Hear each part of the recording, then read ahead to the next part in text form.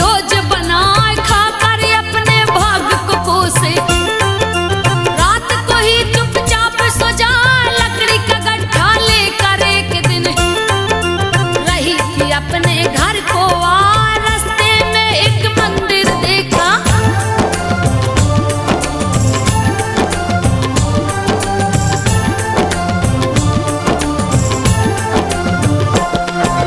रास्ते में एक मंदिर देखा उसमें राम रही फरमान रख दिया लकड़ी का गड्ढा। घुस गई मंदिर में जाए उसमें माँ की मूरत देखी। जो माता संतोषी कहाँ बहुत सी स्त्रियां उसने देखी। सब पूजा की थाल सजाए लगी पूछने स्त्रियों से क्यों सब आरती थाल सजाए फल क्या होता इससे बोली। सारी बातें दो समझाए एक स्त्री ने उसे बताया।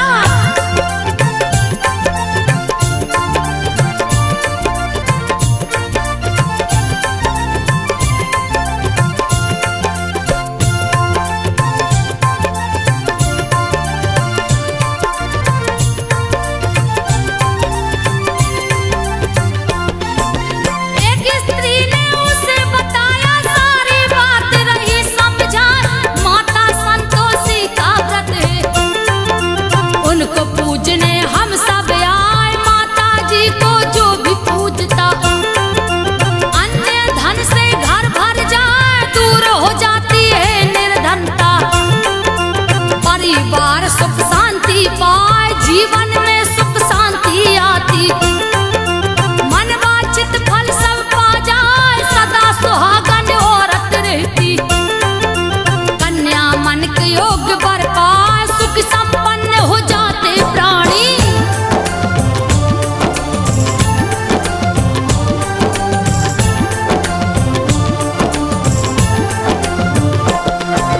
सुख संपन्न हो जाते प्राणी फलता फूलता है परिवार। निसंतान को लड़का होता खुश होता संतान को पाए परदेसी घर वापस आता। जिस पर माता होती सहाय जीत हो जाती कहीं भी रण में। सारा मुकदमा खत्म हो जाए घर का कलह नष्ट हो जाता। धन संपत्ति देती बढ़ाए संतोषी संतोष है देती।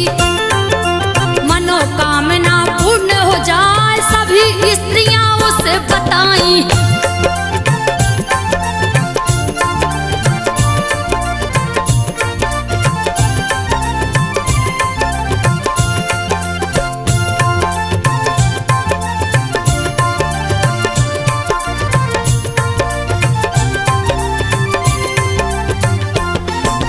सभी स्त्रियां उसे बताई व्रत की विधि पूछी सिरनाए।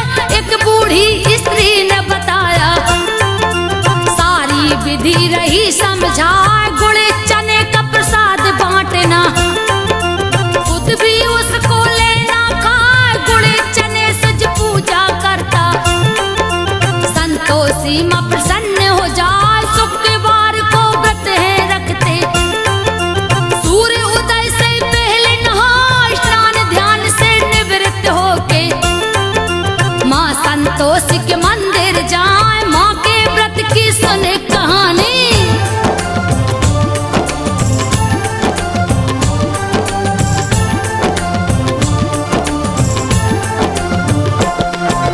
माँ के व्रत की सुनो कहानी। जा मंदिर में ध्यान लगा मंदिर में यदि जा न सको तो घर में लो मूर्ति बनवाए। मूर्ति भी घर नहीं बने तो उनका फोटो लो मंगवाए। मंदिर छोटा घर में बनाकर माता की पूजा की जाए। खट्टी चीज को खाना नहीं है परिवार भी कोई न खाए। पूछ लिया माता के व्रत को सुन के विधि गई हर साल। करूंगी व्रत संतोषी माँ का।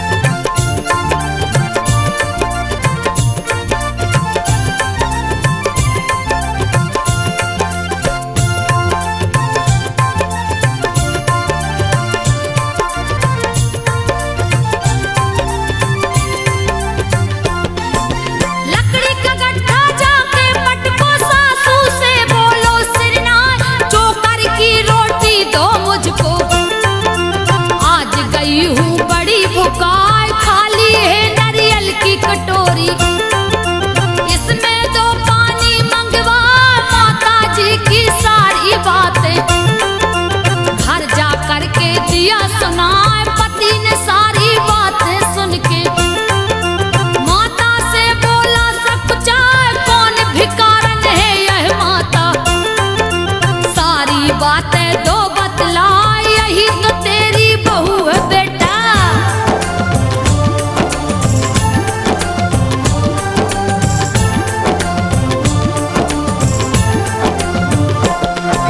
यही तो तेरी बहू है बेटा, लिया है ऐसा हाल बना। छोटा बेटा माँ से बोला, चाबी दो मुझको मंगवाए, अब मैं दूसरे घर में रहूंगा। अलग मकान को लिया बना, शुक्रवार को पत्नी बोली। माँ के व्रत को लिया उठा, उसका उद्यापन करना है। पति ने दिया सामान मंगाए, माँ के कृपा से दिन पलटा है। दिया उद्यापन शुरू करा, ईर्ष्या करने लगी जिठानी।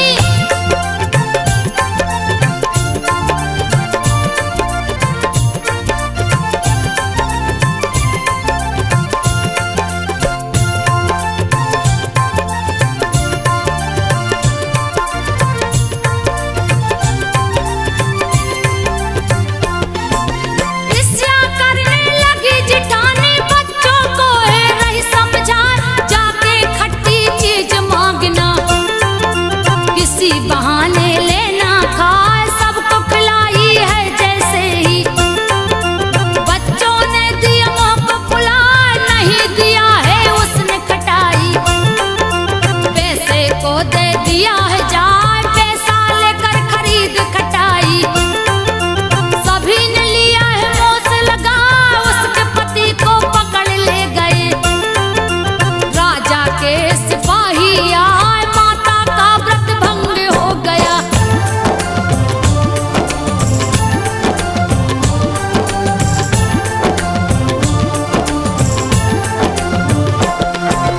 माता का व्रत भंग हो गया, फिर से किया उद्यापन जान। सारे विरोधी पस्त हो गए, उसका पति गया है यार, फिर उसके 2 बच्चे हो गए। माँ संतोषी हुई सार, गंदी बूढ़ी माँ बन आई। सबने दिए फटकार